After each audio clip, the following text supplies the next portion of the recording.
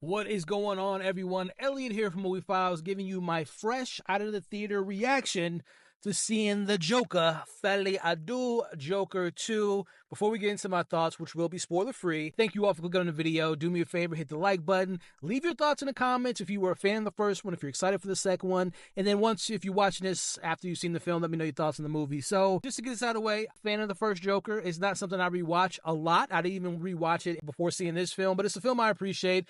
Great performances, well made, and I get it's kind of I don't want to say a riff, but it's kind of an homage to Taxi Driver, Kings of Comedy, what have you. So going into this one, I wouldn't say I was excited, but I was very curious. I'm a fan of Joaquin Phoenix. I think Todd Phillips is a very interesting director. I like Lady Gaga as an actress. So things that and this again, spoiler free, things that I took away from this film as far as entertainment, not even entertainment because it's not an entertaining movie to say the least, but I do like from a production standpoint, it is a very well made, competently made, like really beautiful looking movie. So aesthetically, very pleasing in that sense.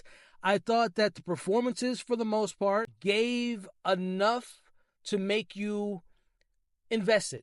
In the first Joker, I found myself leaning into the story. This one, not so much, and I'll get to that here in a second, but I do think Joaquin, I don't think he's going to get a nomination like the first one. I don't think the performance is as layered or as complex or as compelling as the first one. I thought Lady Gaga was good when she had moments to shine, but the movie doesn't give her a lot to play with. On that note, I do think the film takes a very long time to get into gear.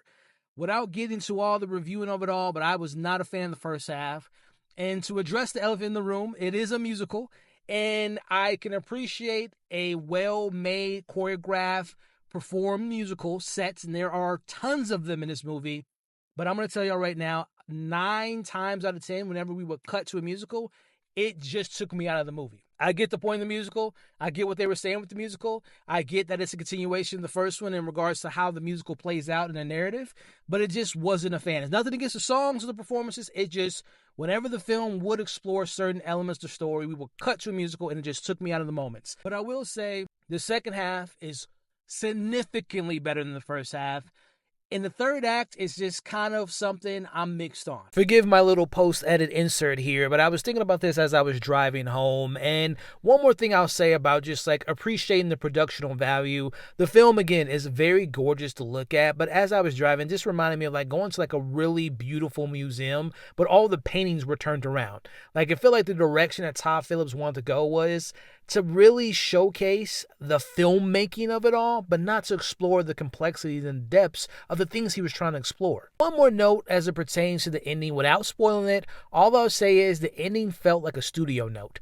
It felt like a studio executive said, you know what, this will be something for the fans of a sorts to appease them, and that's all I'll say about the ending. Enjoy the rest of the video.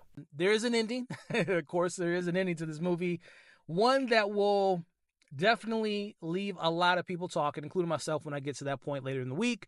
But overall, I would say this wasn't for me. As a fan of the first Joker, I feel like they spent so much time answering questions of the first one and justifying certain things that was done in the first one. And that's literally the first half of the film without giving too much away. But that's some of the elements I did not like. We spent so much time answering questions, defining things of the first one, and it just really took me a while to really invest myself in the story because we're just not diving into things that I found interesting. So I have a lot more to say about the movie. Probably in the next day or two, you'll see my full review, and then maybe later in the week, I'll shoot a spoiler review.